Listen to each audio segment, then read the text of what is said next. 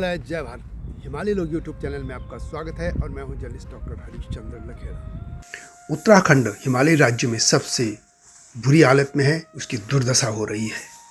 लेकिन आखिर क्यों?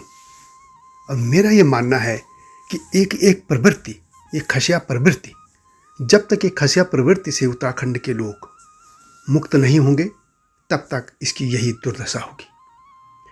हिमाचल खसिया प्रवृत्ति से मुक्त हो गया और पंजाबियत की तरफ बढ़ गया तो वे धन्य हो गए। लेकिन चाहे उत्तराखंड हो या नेपाल, जब तक एक खसिया प्रवृत्ति रहेगी तब तक ऐसे रहेंगे। लेकिन एक खसिया प्रवृत्ति क्या है वो मैं बताऊंगा, लेकिन उससे पहले आपसे अनुरोध है कि हिमालय सभ्यता पर केंद्रित इस हिमालय लोक चैनल को सब्सक्राइब अवश्य कर दीजिएगा। अब बात करता हूँ खसिया प्रवृत्ति। ये खसिया प्रवृत्ति वहाँ के चाहे ब्राह्मण हो, क्षत्रिय हो, वहाँ पे शिल्पकार हों, ये जो भी जातियाँ वहाँ की हैं, मूल निवासियाँ हैं, जो भी हैं, उन सब पर यह प्रवृत्ति आज भी लागू हो रही है। वास्तव में किसी एक जाति विशेष पर नहीं है, पूरी सभ्यता पर बात है। अब बात करें तो जम्मू, हिमाचल प्रदेश, उत्तराखंड और नेपाल के पश्चिमी क्षेत्र में जहाँ भी खस हैं, वहाँ की पहाड़ी सभ्यता पर खस प्रभाव आज भी है। और खस क्या है? खस एक रेस थी जो आर्यों की एक शाखा थी जो पहाड़ों पे ही चलती चली गई। हिमालय के खसों के संबंध में अंग्रेज लेखक रेवरेंड और हेबर लिखते हैं कि विश्व में ऐसी नेक, शांतिप्रिय जाति शायद ही कोई और होगी।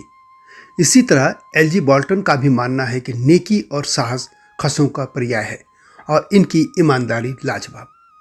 ऐसे इनकी चारित्रिक विशेषताओं का उल्लेख करते हुए कुमाऊं के तत्कालीन कमिश्नर मिस्टर ट्रेल भी कहते हैं कि चोरी का सर्वथा अभाव तथा गढ़वालियों की अत्यधिक ईमानदारी यहाँ पर पुलिस की नियुक्ति अनावश्यक कर देती है।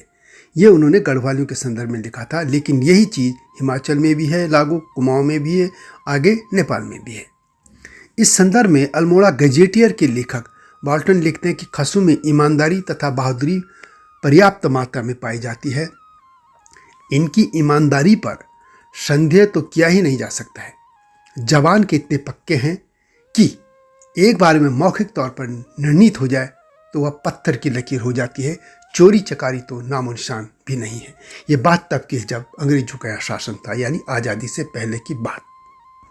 हाँ कि अंग्रेजों ने एक और बात कही है कि ईमानदार हैं, विश्वसनीय है, लेकिन दूसरों के लिए मरते हैं, लेकिन अपने आपस में जब लोग आते हैं तो एक दूसरे की चुगलखोरी या उसकी कमियां बताकर चले जाते हैं, बिना पूछे चले जाते हैं और दूसरे का सुख इनको अच्छा नहीं लगता, ये किलसते रहते हैं।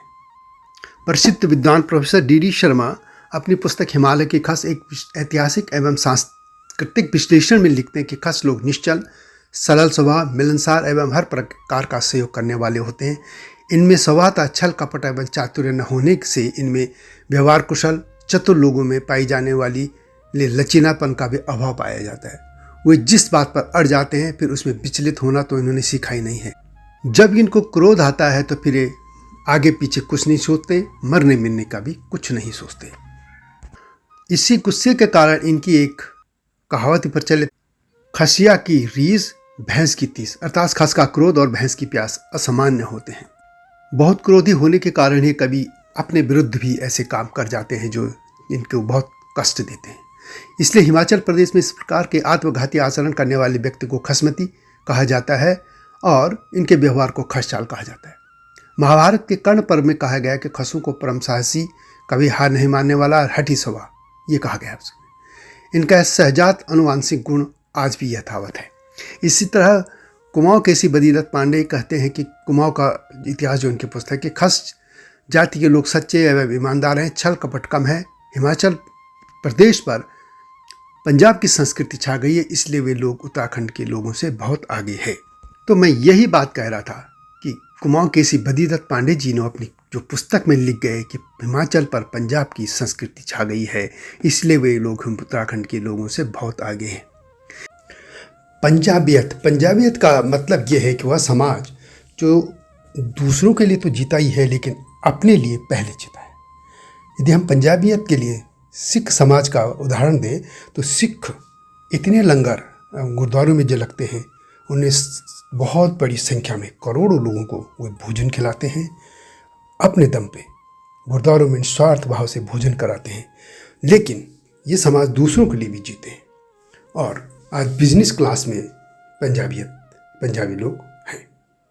तो सवाल ये है कि यही चीज़ उत्तराखंड और नेपाल, सुदूर पश्चिम और कर्नाटक के लोग क्यों नहीं सीख पाए, जबकि यही चीज़ हिमाचल के लोगों ने सीख ली। पंजाबियत और खसियापन से यही मेरा तात्पर्य। लेकिन उत्तराखंड के लोग हो या नेपाल, पश्चिमी नेपाल की मैं बात कर रहा हूँ, सुदूर पश्चिम और कर्नाटक तक के क्षेत्र, वहाँ पे एक खस प्रवृत्ति ये ब्राह्मणों में भी है और छात्रियों में भी और शिल्पकारों में भी, कि ये अभी भी ईमानदार निश्चल हैं। जो पहाड़ों की बात कर रहा हूँ, जो मैदानों में आ गए वो नहीं कह रहा हूँ मैं, या अब पहाड़ों में भी जो दूसरों के संपर्क में आ गए वे बदलने लगे, लेकिन वे उस तरीके से नहीं बदले जैसे उनको बदलना चाहिए था।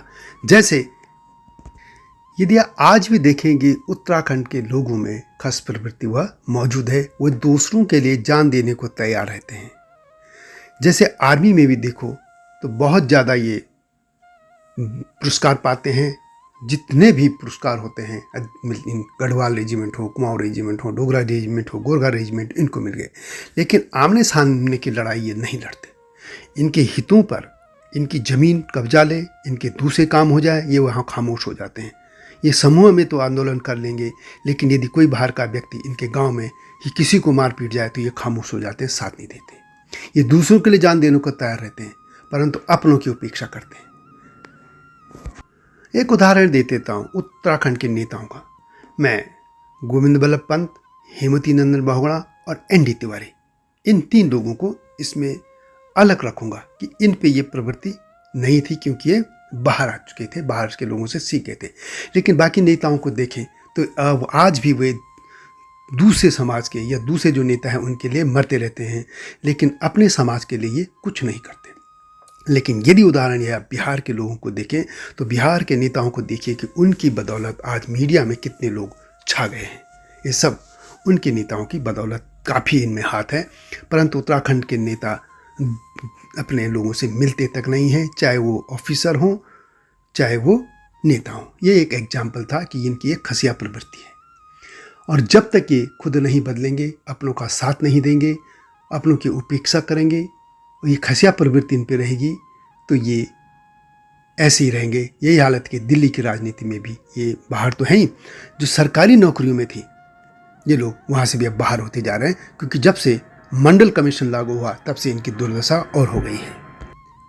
कभी दिल्ली की सरकारी कॉलोनियों में आप देखें, सरोज नगर हो, नेताजी नगर हो, नौरोजी नगर हो, आगे किदवई नगर हो, लोधी नगर कॉलोनी हो या मिंटो रोड हो, जो भी कॉलोनी में बहुत ज़्यादा पहाड़ के लोग थे, परंतु अब बहुत कम दिखने लगे हैं। और वैसे भी ये जो सरकारी कॉलोनियाँ, तो कब चाहे सरोज नगर हो या आगे नौरोजी नगर, नेताजी नगर, इस तो सब वैसे भी टूट गई हैं। पर फिर भी मेरा ये कहना है कि सरकारी नौकरियों में भी अब इनकी हालत ख़राब हो गई है, पॉलिटिक्स में ये है नहीं। और उत्तराखंड में भी इनकी ज़मीन को दूसरे लोग हड़प रहे हैं, और इसमें काम कौन कर रहा है? मदद दिल्ली में बैठे उत्तराखंड के ही लोग कर रहे हैं अधिकतर। और कानून किसने बनाया? उत्तराखंड के नेताओं ने। तो यही है खसिया प्रवृत्ति। इसमें सभी शामिल हैं, इसमें वहाँ के ब्राह्मण भी हैं, यहाँ के जजमान भी हैं यानी क्षत्रिय भी हैं, और वहाँ के शिल्पकार भी, सभी के सभी भी खसिया प्रवृत्ति से ऊपर नहीं उठ पा रहे हैं। और यही नेपाल के सुदूर पश्चिम के लोगों की भी हालत है। इनको हिमाचल की तरह जो वहाँ के लोग हैं उन पे पंजाबियत आई, यानी वो प्रैक्टिकल लोग बन गए, तो वे आगे निकल गए। तो ये वीडियो कैसे लगे कमेंट में अवश्य लिखें, और हिमालय लोग चैनल जो हिमालय सभ्यता पर काम कर रहा है इसको सब्सक्राइब अवश्य कीजिएगा, वीडियो को लाइक और शेयर भी कीजिएगा। अगली वीडियो की प्रतीक्षा कीजिए। तब तक जय हिमालय, जय भारत।